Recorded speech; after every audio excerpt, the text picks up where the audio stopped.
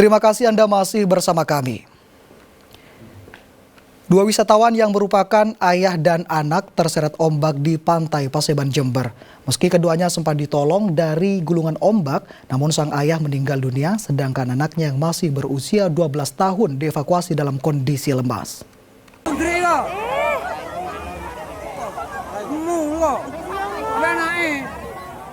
Dua wisatawan tergulung ombak di pantai Paseban, Kecamatan Kencong, Jember, Senin siang. Keduanya yang merupakan ayah dan anak warga Kecamatan Kencong tak berdaya saat berkali-kali tubuhnya digulung ombak. Tingginya ombak membuat para relawan dan warga kesulitan menolong korban. Keduanya baru berhasil ditolong 15 menit kemudian dan segera dievakuasi ke Puskesmas Cakru dalam kondisi kritis. Namun, Sutrik Yuliadi meninggal dunia setibanya di puskesmas, sedangkan Rafa, anaknya yang masih berusia 12 tahun, nyawanya tertolong. Peristiwa ini berawal saat keluarga korban datang ke pantai untuk liburan. Namun diduga lepas dari pengawasan, Rafa yang bermain di pantai terseret ombak saat seluruh anggota keluarganya sedang makan bersama di pinggir pantai. Sundrik yang saat itu mencoba menolong anaknya ikut terseret dan tenggelam hingga akhirnya meninggal dunia. Bapak Sundrik sedang acara makan-makan dengan keluarga dan putranya mandi di pantai dan terseret ombak. Dan setelah itu Bapak Sundrik menolong putranya yang sedang terseret ombak.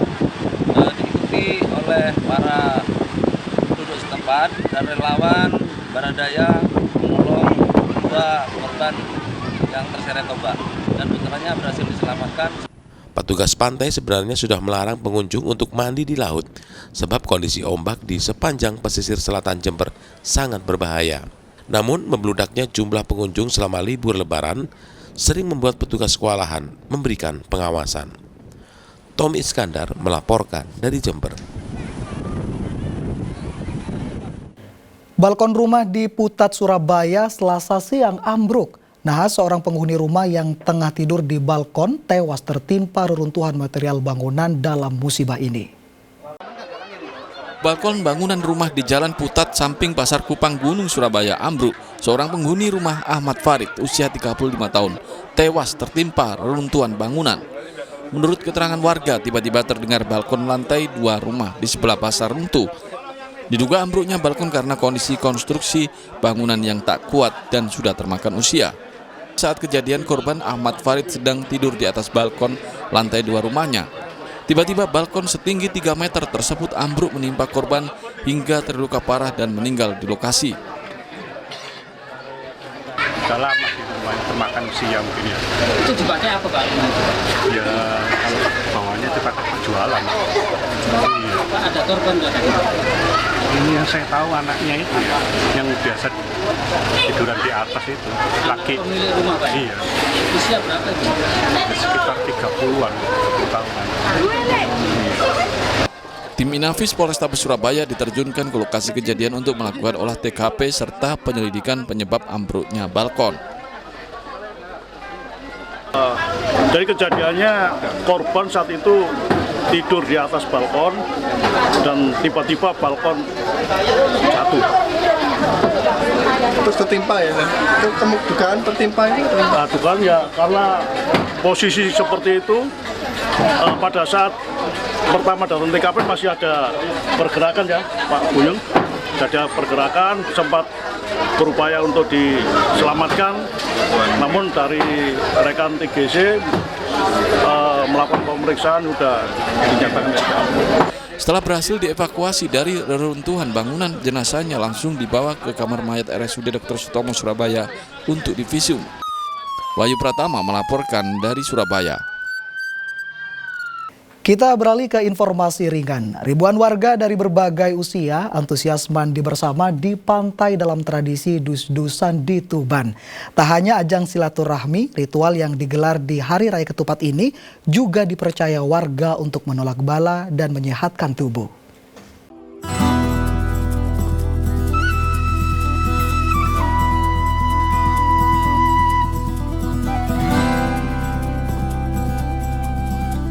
Pemandangan berbeda terlihat di kawasan pantai Desa Gesik Harjo, Kecamatan Palang, Kabupaten Tuban, Senin pagi. ribuan warga berbondong-bondong datang bersama sanak keluarganya. Kawasan pantai mendadak dipenuhi warga sekitar yang asik mandi air laut.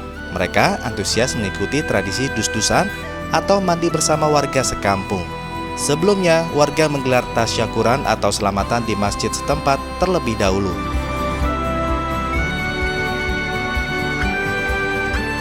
Tradisi tahunan ini digelar di Hari Raya Ketupat atau seminggu setelah Idul Fitri. Acara diikuti seluruh warga desa, baik anak-anak maupun lanjut usia. Mereka berenang sampai ke tengah pantai atau hanya memilih merendam tubuh sambil menikmati sinar matahari. Selain sebagai ajang silaturahmi warga dan meluapkan kegembiraan, mandi air laut diyakini menyehatkan. Juga dapat menghilangkan penyakit gatal-gatal serta capek-capek. Ini acara dudusan. Oh, biar apa Bu itu? Buat tolak bala. Ini dilakukan setahun sekali atau gimana Bu? Ya, setahun sekali setiap hari raya Ketupat. Oh, tiap hari Ketupat. Bu, ini tadi kesini sama siapa? Sama ini anak-anak. Itu acaranya gimana? Ya mandi atau? Iya, setiap habis apa itu acara ketupatan di masjid terus kesini. Kesini gitu, mandi air laut gitu. Bareng-bareng. Tradisi dus-dusan ini merupakan tradisi turun-temurun yang dilestarikan hingga saat ini. Masyarakat masih mempercayai mandi di air laut seusai Lebaran Ketupat untuk menolak bala dan penyakit. Tradisi Jawane dudusan bersama. Ini merupakan suatu adat istiadat termasuk kearifan lokal warga dusun saya. Jadi tadi pagi jam 6 dimulai dengan bacaan kupatan bersama di halaman masjid ya toh. Kemudian setelah itu tanpa disuruh, tanpa dikomando, warga desa ini dengan sendirinya langsung berbauran di laut untuk melakukan ini mandi bersama tuh dudusan ini. Mandi air laut bersama ini berlangsung beberapa jam hingga matahari panas menyengat. Selanjutnya, warga pulang ke rumah masing-masing untuk menikmati makanan dari tasyakuran. Sapari Ranuwijaya melaporkan dari Tuban.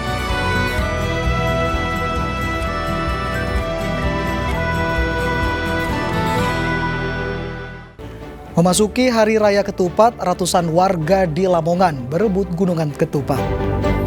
Informasi selengkapnya akan kami hadirkan untuk Anda sesaat lagi dan tetaplah bersama kami.